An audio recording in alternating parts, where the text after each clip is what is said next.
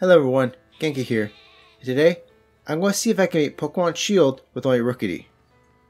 Rookidee is Galar's Route 1 bird, and is the first non-legendary pure flying type.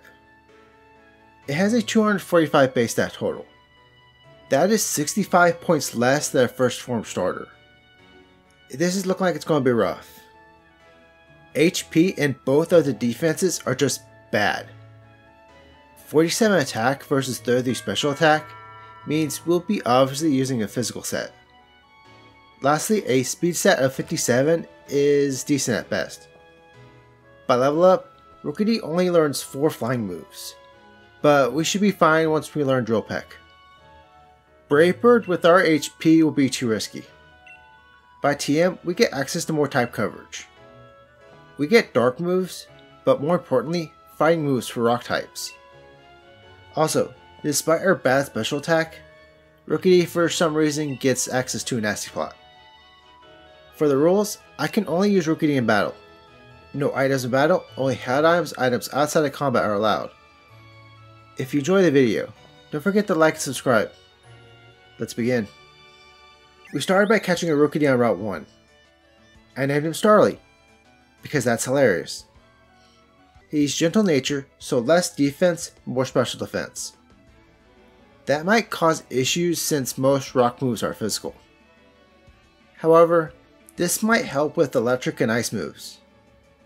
Starly's ability is Unnerve, so our opponent's Pokemon cannot consume any held berries. For this game, that ability is useless. Starly was already level 4, so we didn't have to train a lot before continuing into Route 2. And then Professor Magnolia's house, where we had the Battle Hop. Starly was now at level 9, and knew Hone Claws and Power Trip.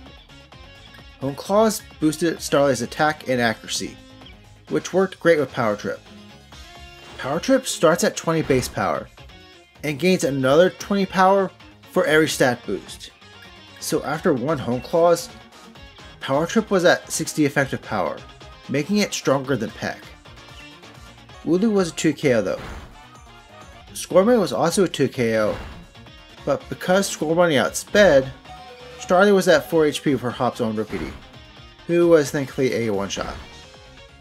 We can now make our way to the Wild area, where we trained up Starly to level 14 before entering Motostoke. In Motostoke, we had to attend the opening ceremony, and then soon after, we found ourselves in another battle with Hop. For this battle, we actually had to use the rest of our EXP candies to get Starly to level 16 to learn Pluck. After a single Hone Claws, Wooloo was a one-shot. Scorbunny still outsped and was still a 2 KO, so Starly was at almost a third for Hop's Rookidee, who we still one-shot. Next is Galar, where we got the Battle Bede. Power Trip after only a single workup, one-shot Bede's entire team.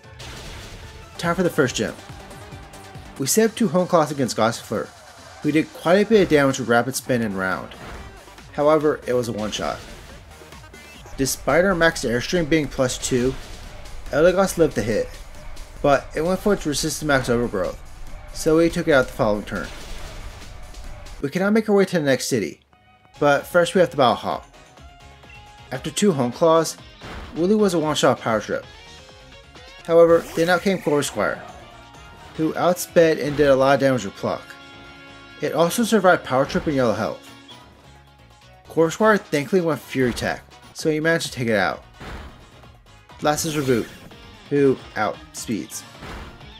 We needed more health, so I picked up the leftovers. We set up 4 Hone Claws against Wooloo. We did get hit with Growl, but Power Trip was up to 160 power. Wooloo of course was a one-shot. Thanks to the leftovers, Starly was still in great health after being hit by Corvisquire, who was now a one-shot. We also had enough health to survive Reboot's Flame Charge on 2 HP, allowing Starly to take it out. That was close. Do you want to know what was far from close? The Water Gym. Goldeen outsped, and did quite a bit of damage with Horn Attack. I had Starly set up 1 Hone Claws, but then Pluck did less than half. Starly went down in 4 Horn Attacks. We tried again with 2 Hone Claws, and Goldeen was a 2 KO with Pluck. However, then out came Arrokuda, who took out Starly with his priority Aqua Jet. At level 28, Starly now outsped Goldeen, but that was only a momentary reprieve. Ness's Goldeen has agility. Thankfully, Starly now had Drill Peck, which at +2 one-shot Goldeen. This left Starly with enough health to survive Aqua Jet and one-shot Arrokuda. Last out was Dreadnought, who outspeeds. We did go for max Airstream for the speed boost, but then our neutral max Darkness only took Dreadnought to half health. At level 32, I replaced Leer and Power Trip with Protect and Agility. Against Goldeen, we alternated between setting up and Protect to get extra leftovers recovery, until we set up 2 Home Claws and 1 Agility. Against Arrokuda, we started with Protect to get more health. The Protect blocked Aqua Jet, but then Arrokuda didn't go for Aqua Jet a second turn, so we took it out while still at 3/4 health. For Dreadnought, I decided to start Max Guard before going to Max Airstream. The Max Airstream only did 1/4, but then Dreadnought's Max Darkness took Starly to under half. Starly's second Max Airstream seemed to have gotten a high roll, because it took Dreadnought to 1/4, as Dreadnought's Max Geyser took Starly into the red. We only survived thanks to leftovers. Max Geyser activated Rain, which in turn activated Dreadnought's Swift Swim. But at +4 speed, Starly still outsped, and a single Drill Peck was enough to finish off Dreadnought. Following the gym is a battle of Bead and Gallimind number 2. We set up 1 Home Claws against Solosis, whose Shy Shock did over half of Starly's health. Thankfully, Bead's entire team was a one-shot sweep. After Bead was a double battle with Team Meow and Hop. I usually skip this, but Starly was having trouble with it. On our winning attempt, I had Starly set up Home Claws, as Linoon used Sand Attack in the Wooloo, instead of his usual Night Slash in the Starly.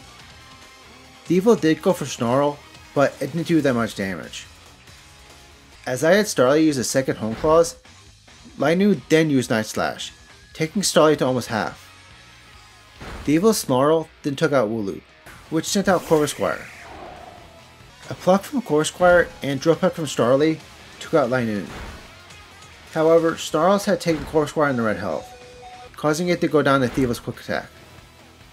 All Hop had left was Reboot, but I had Starly finish off Thievul. The Grunts were down to their last Pokemon. Hop and I decided to double into Pancham, so it went down, leaving just Liepard, who also went down in 2 hits. We cannot leave the mine and make our way back to Motostoke, where we have to battle Marnie. Croagunk decided it wanted to spam Sucker Punch, so I had Starly set up for Home Claws and an Agility to deplete its power points.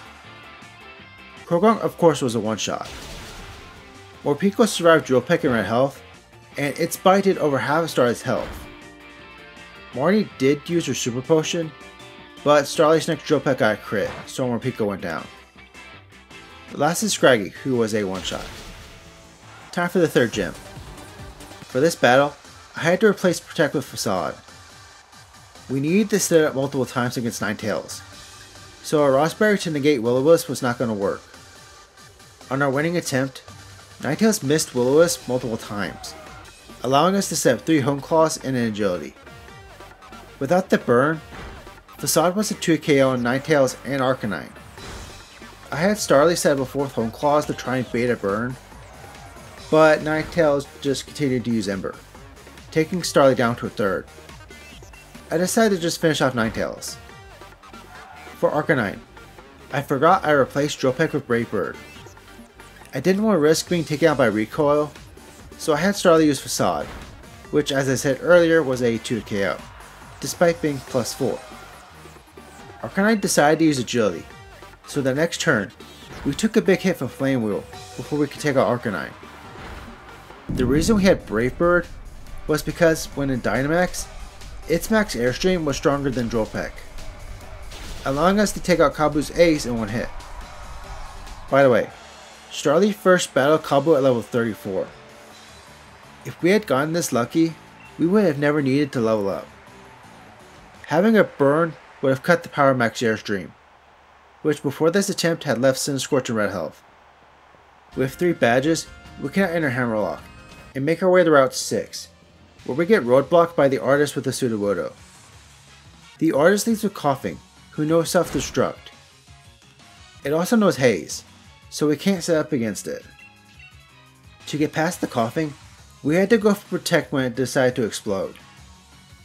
This would take out the Coughing but not damage Starly. For Sudowoodo, we also need a specific strategy. We had to get Reversal. It's super effective, but its power is based on how low Starly's health is. We had to go for it on the first turn in order to break Sudowoodo's sturdy, but that was fine, because as Sudowoodo did massive damage with Rock Slide, we survived thanks to the Focus Sash we picked up a Hammerlock. Now, Sudowoodo does have Sucker Punch, however, it's random if it will select the move, so we eventually took out the fake tree. Once in Stone Side, we immediately had a battle with Hop.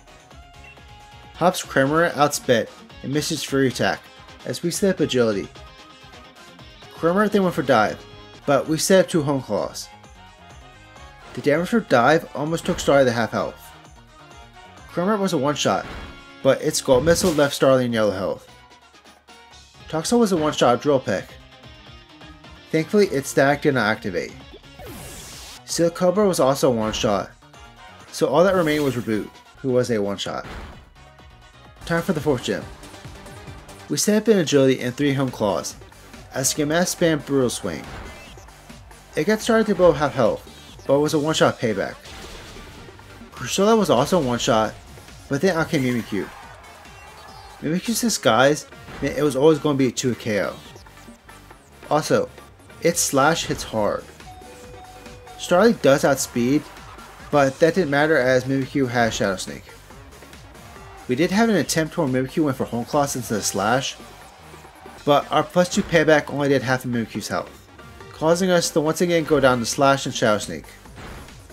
We needed a move that hit multiple times in the same turn, which meant it was DLC time. In the Isle of Armor, there is a move tutor who teaches the move Dual Wing Beat. It's a move that hits twice. Each hit is 40 base power, so in turn, it's equal in power to Drill Peck. It is 90 accuracy, but with Home Claws, that should not be an issue.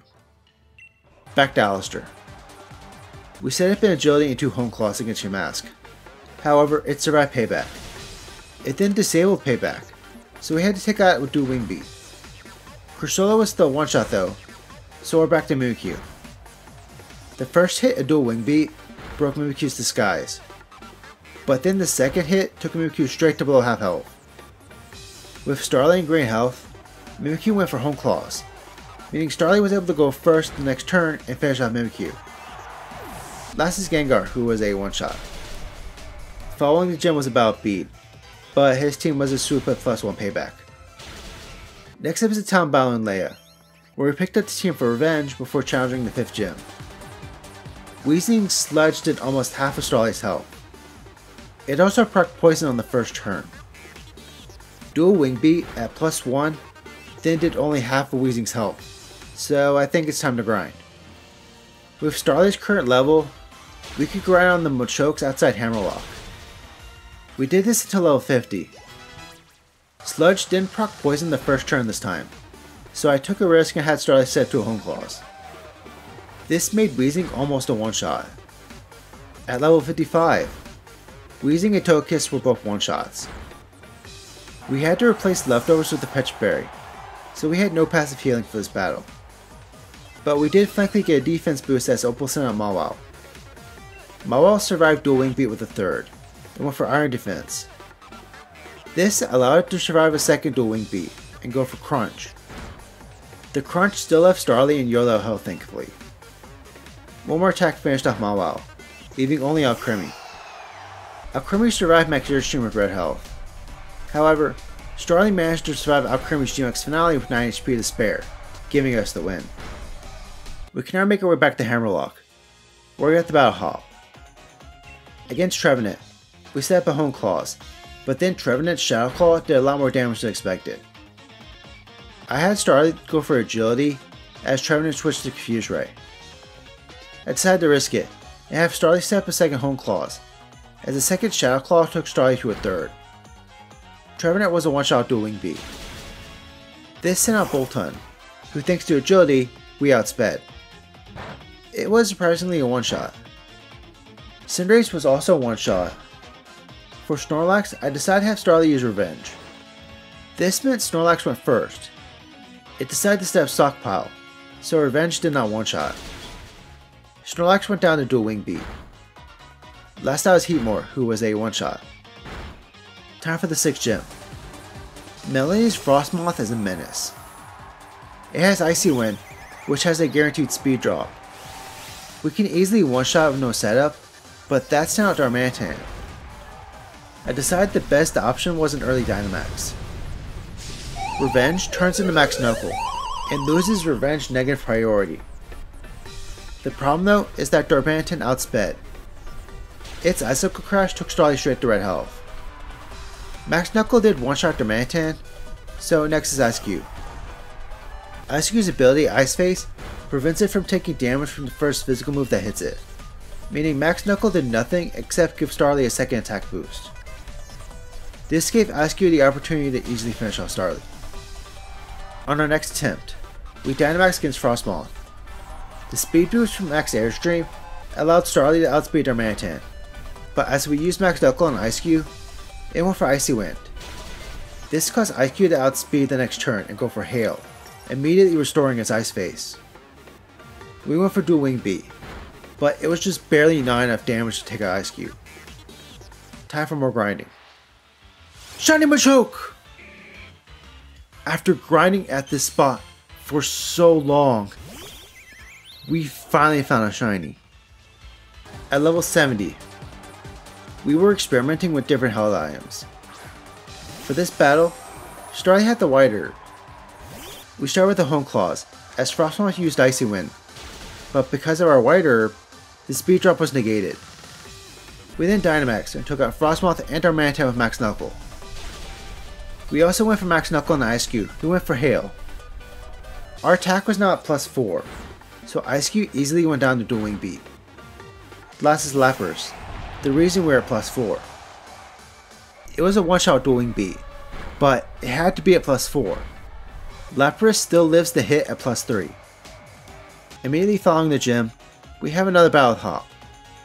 We needed to set up against Double. Thankfully, Double's only attack has a high miss chance. It is able to go for Growl, but as long as we weren't taking damage, that was fine. We were using leftovers to counteract the Hail, by the way. Once we reached +4 in attack, we went for Agility, and then Dual Wing Beat. Double was already at half health from the Hail, so it easily went down. Picurchin, Cinderace, and Snorlax were all easy one-shots. The problem though was Corviknight. At +4, it survived Dual Wing Beat on a literal sliver. Thankfully, on this attempt, it went for Scary Face, causing it to go down the hill. With this, we can now go down Route 9 and into a battle with Marnie. Liepard failed the Sucker Punch, as I had Starly set up Agility. We took some damage from a second Sucker Punch, but Dual Wing Beat one-shot Liepard.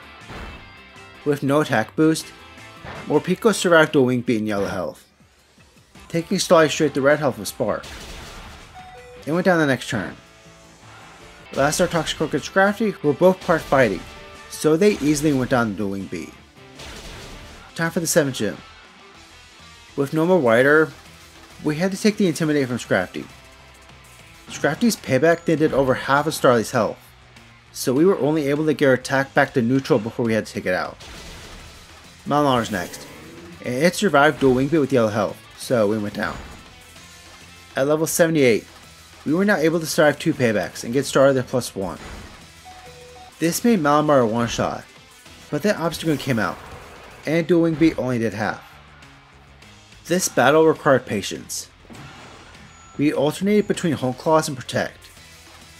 We still only set 2 Hone Claws, but now we had more health. Malamar was still a one-shot, so we were back to Obstagoon. We went for Protect, thankfully avoiding an Obstruct. Dual Wing Beat now did slightly over half. Thanks to our Protect spamming, Starly was able to survive Obstagoon's Throat Chop with red health and finish it off. All that was left was Skuntank. Skuntank decided it wanted to spam Sucker Punch, so I had Starly switch between status moves, until Skuntank was out of sucker punches. It was then a one-shot, and because of leftovers, Starly was able to survive the aftermath. Last is the 8th gym. This needed some strategizing, but there was some hope.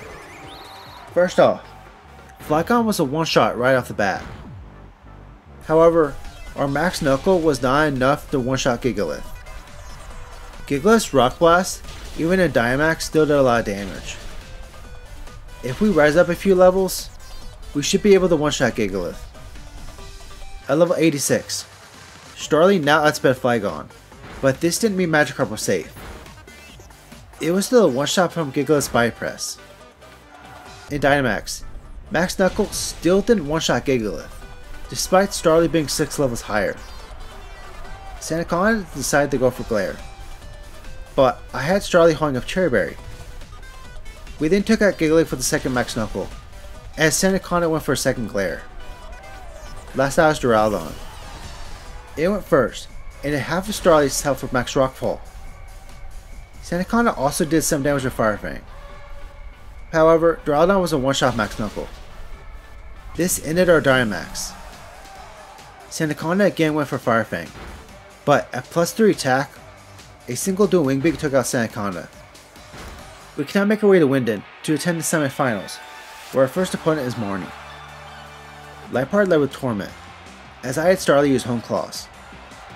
Liepard was then a one-shot with Dual Wing Beat. For Mapiko, we went for Protect, before going for a Dual Wing Beat, which was surprisingly a one-shot. Scrafty and Toxicroak were both easy one-shots, so last is Grimmsnarl. It outsped and did a lot of damage with G-Max Snooze, but it was a one-shot Max Airstream. Next is Hop. Hop's double now had Body Slam instead of Takedown, but Starly thankfully never got paralyzed, as we set up 3 Hone Claws. Double was then a one-shot. Picurchin was a crit one-shot. Corviknight survived Dual Wing Beat and used Scary Face. We didn't have agility, so we were stuck at -2 speed. Hop then uses Full Restore, but 2 more Dual Wing Beats took out Corviknight. Snorlax was a one-shot, so all that remained was Cinderace. Cinderace went for Max Airstream, but it didn't really do that much damage, as our Max Airstream one-shot Cinderace. Time to scale Rose Tower, where we have to battle Oleana. Frostlass went first, and used Will-O-Wisp, but it was negated by our Lumberry as we set up Hone Claws. Frostlass then went for Double Team, but we one-shot with Dual Wing Beat. Against Milotic, we set up a second Hone Claws because I knew it would waste a turn on Aqua Ring. It was a one-shot. Salazzle only used the weak Venoshock, so it easily went down. Starly outsped Serena, so last is Garbodor. It was a one-shot. We can now start the finals, but first is a battle of B. Mawile was first, so our attack is down from Intimidate. We could only set up 2 Hone Claws, because Mawile's Play Rough was doing a third of Starly's health per hit. That did put us in good range for Reversal though, which one-shot Mawile. We replaced Revenge with Reversal because the negative priority was not worth it. The rest of the Beats team proceeded to be all one-shots with Dual Wing Beat / Max Airstream. Time for Nessa. We immediately took out Gleespot with Dual Wing Beat. Barraskewda though outsped. It did almost half a star itself with Ice Fang, as we set up Hone Claws. As a second Ice Fang left Star in red health, Dual Wing Beat one-shot Barraskewda. Seeking and Pelipper were also both one-shots, so we were back in yellow health for Dreadnought, who was a one-shot Max Knuckle. Next is Alistair. We set up a Hone Claws, as Gusnowar thankfully missed a Troctoon. We then one-shot swept Alistair's entire team. Last is Raihan. We set up a Hone Claws, as Torkoal did quite a bit of damage with Lava Plume. We set up a second one, as Torkoal finally went for Yawn. That was cue to take out Torkoal. We had a Lumberry, so the sleep was negated. Goodra was a one-shot. For Turtonator, I had Starly set up a third Hone Claws before taking it out. Flygon outsped and took Starly to red health with Dragon Claw, but was a one-shot, leaving only Duraludon, who was a one-shot Max Knuckle. All that was left was Leon, but first we had to battle Charmin Rose. We set up Hone Claws, as Scavalier set up sword stance. We now had to attack and take out Scavalier. We set up a second home class against Kling Klang, whose wild charge took Starly straight to low health. This allowed us to easily take out Kling Klang and Berserker with reversal. Fairthorn was a one-shot dual wing beat, so last is Kaparaja, who was a one-shot Max Knuckle. Time for Eternatus. And we're taken out in only 2 hits. From what I am seeing, if Eternatus used its dragon moves, Starly was a 2-shot. If Eternatus used its other moves, Starly was a 3 KO. At level 93, we got a lucky break, and Eternatus went for Flamethrower twice, allowing us to take it out with 2 dual wing beats. For Return Max Eternatus, we went for Protect for the first and third turns, because those are turns where Eternatus is guaranteed to hit either the player or Hop. Thanks to Zamazenta's light screen, we did survive a hit from Max Wormland, but we still had to be careful, as the doggos took out Eternatus in 6 turns. Finally, it's time for Leon. Starly was a 2 KO from Aegislash. Well, that's not looking good. We had to get lucky and switch between Home Claws when Aegislash used King Shield and Protect when Aegislash attacked. For some reason, Aegislash would usually only use King Shield twice before going full offensive. Aegislash does go down to a +2 dual wing beat, but then that brings out Rhyperior, who just one-shot Starly with a not-crit Stone Edge. At level 100, we immediately got hit with a Flash Cannon, but we got in 2 Home Claws in a row, as Aegislash went for King Shield. We then went for Protect, before going for dual wing beat, but Aegislash went for King Shield again, so we got hit with an attack drop. We had to take the risk and set up another Home Claws to get Starly back to +2 before taking out Aegislash. For Rhyperior, we had to go for an early Dynamax. It was a one-shot Max Knuckle. This sent out Dragapult, who of course outsped, but its Thunderbolt didn't do that much damage. It could paralyze Starly, but it didn't on this attempt, as we took out Dragapult with Max Airstream. With a +1 in speed, Starly outsped Haxorus, who was a one-shot Max Knuckle. This ended our Dynamax, but Rillaboom was an easy one-shot, leaving only Charizard, who at +4 attack was a one-shot. We beat Pokemon Shield with only Rookidee. Thank you to everyone who watched this video, and if you enjoyed the video, don't forget to like and subscribe.